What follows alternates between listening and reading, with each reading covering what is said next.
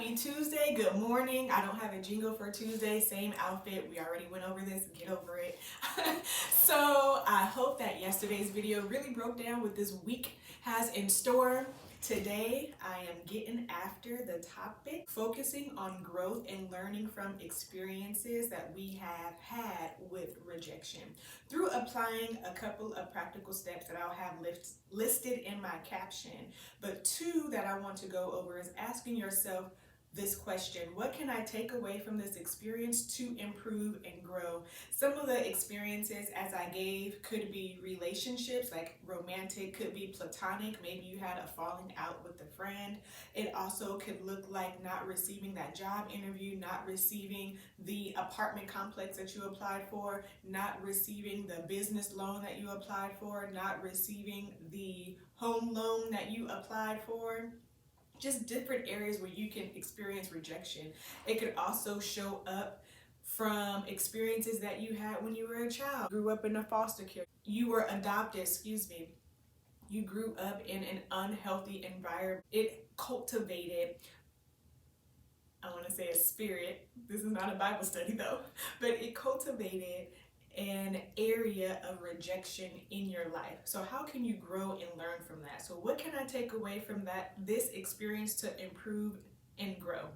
Or that experience, or these experiences, or those experiences. Two is create an improvement plan. Identify areas for growth and set realistic goals. Now, I don't have time to do a deep dive and provide a full counseling session on, all right, let's start from the beginning. What happened in your childhood? What is your earliest memory of rejection?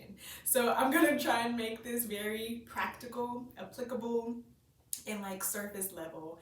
And so interviews, I like to bring up interviews because it's applicable in all areas. You may have been interviewed for a job, you may be interviewed for school. I remember when I was interviewed because I wanted to attend some PhD programs, and one of the questions that the woman asked me, she was a student, but they were on the interview panel, dealt with an area that I don't necessarily agree with, and my answer showed that.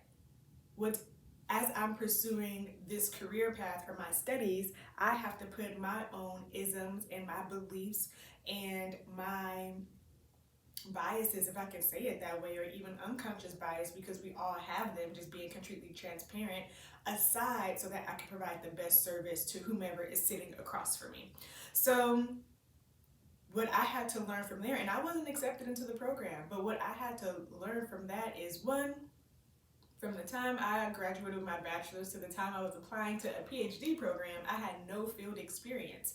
So I'm showing up, no experience. Praise God that I was selected for the interview, but then I showed up to the interviews and I wasn't truly prepared because I didn't do the work. I didn't do the research on the potential questions. I didn't even attempt at taking a few courses just to refresh my brain and get me in a mental health psychology frame of mind, right?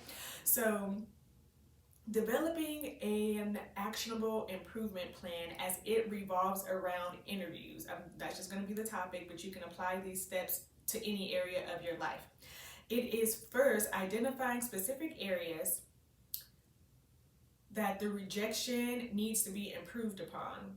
So that rejection in not receiving a yes, we welcome you into our institute could manifest in, now I'm nervous, or I won't apply to any other schools.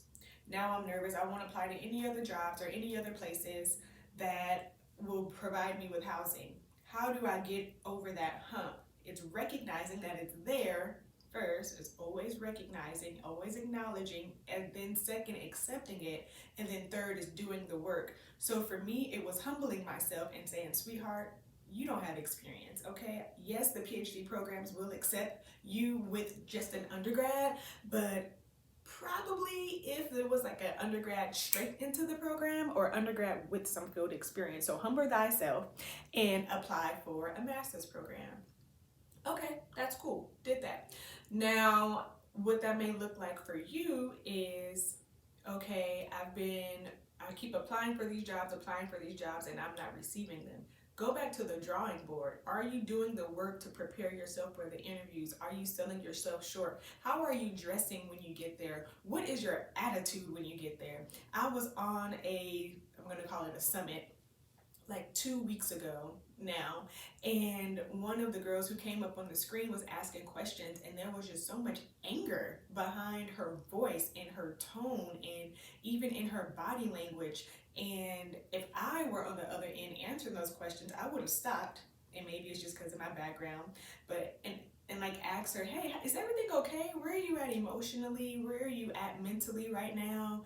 I can't answer any more questions until we address the energy that I'm picking up from you. Like, what is going on? So how are you showing up in those interviews? I talk with my hands, so it's like all over.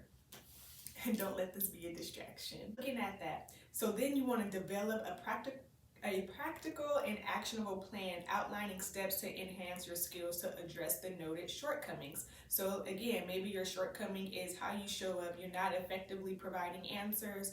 Your attitude, your body language isn't there. So for example, let's say you have an interview coming up February 16th. That is a little over a week from today.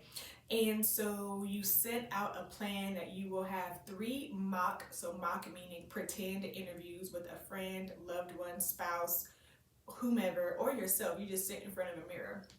Ask yourself some questions, give some answers, record yourself. Listen back to the recording or record yourself with the video and look back at the video and go ahead and critique yourself or get the constructive criticism from those who are around you and then make the appropriate changes.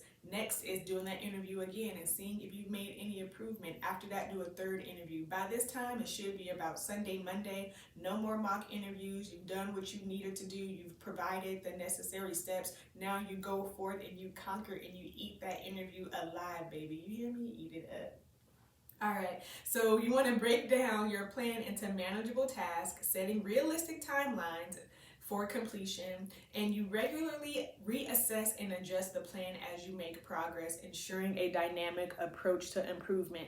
This could also be applied to someone who is starting their business, creating your business plan, creating your bylaws, whatever. Maybe you have been creating a formula for, I know someone on here, she's been making soap. So maybe you're creating that formula and you just haven't gotten it down to the T yet. Skin is still dry or the fragrance isn't there. So you're just restarting the process over again. And that's like the example of the actionable plan. There are some other practical steps that you can apply here, seeking mentorship as well as documenting your progress. Nevertheless, don't give up. And we have 3 more days on some topics on embracing rejection and overcoming it. It will not hold us back, not in 2024.